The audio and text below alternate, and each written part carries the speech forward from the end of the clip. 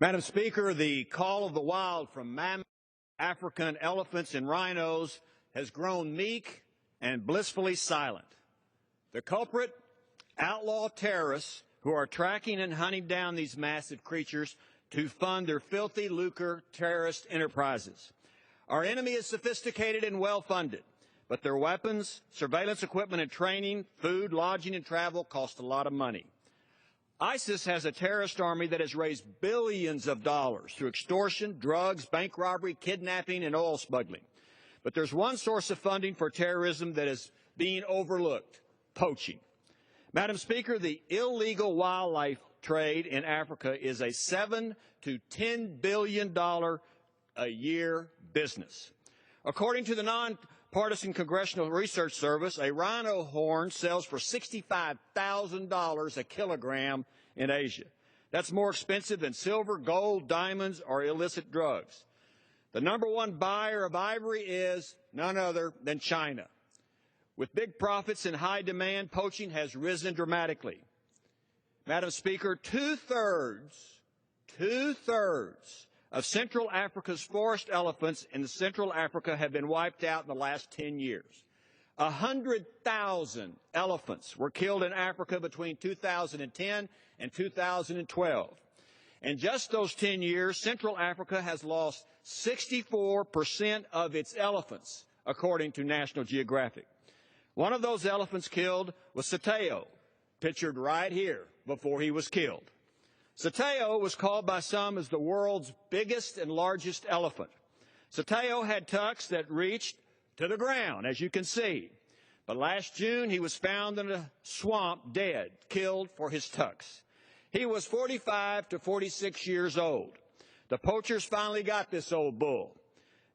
They identified this lucrative industry of systematic killing African animals as another source of cash to fund their murderous enterprises.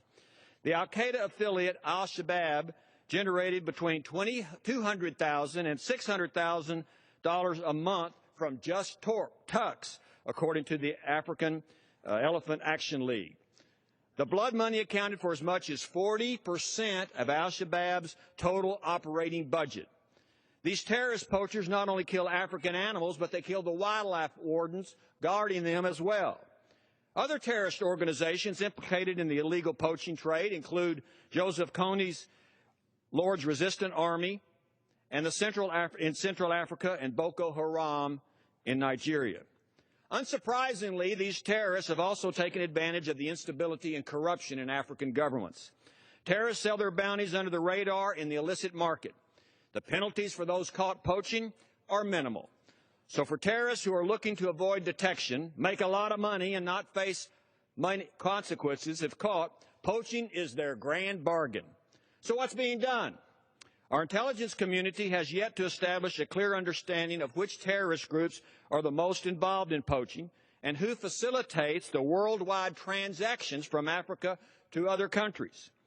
We need wildlife trackers to track the money trail and the destruction of these creatures. The administration needs to have a plan to stop this eradication of mammoth animals. Multiple agencies from the State Department, U.S. Fish and Wildlife Service, and others have been involved in efforts to eradicate poaching, but it appears no agency has taken the lead. Talk must turn to action. Last February, the Presidential Task Force on Wildlife Trafficking issued a national strategy for combating wildlife trafficking. But there is no implementation plan. 9 months later, we are still waiting for a strategy to go into effect. Meanwhile, endangered species are being slaughtered like Sateo, and terrorists are being paid from the sales of endangered species tusks and horns. Preserving endangered species is a noble goal, but the fact that killers worldwide are using this money to fund terrorism makes it even more urgent we stop this ruthless criminal conduct. These terrorists kill animals so they can get money to kill people. The combination of these two evils, the killing of endangered species and innocent civilians to further radical terrorism, is an international threat. The world cannot allow radical Islamic fundamentalists to continue the wholesale slaughter of rhinos and elephants to fund their reign of terror. Make terrorists extinct, not these animals. Otherwise, the only rhinos and elephants our grandkids are going to see are the stuffed animals at Toys R Us. And that's just the way it is.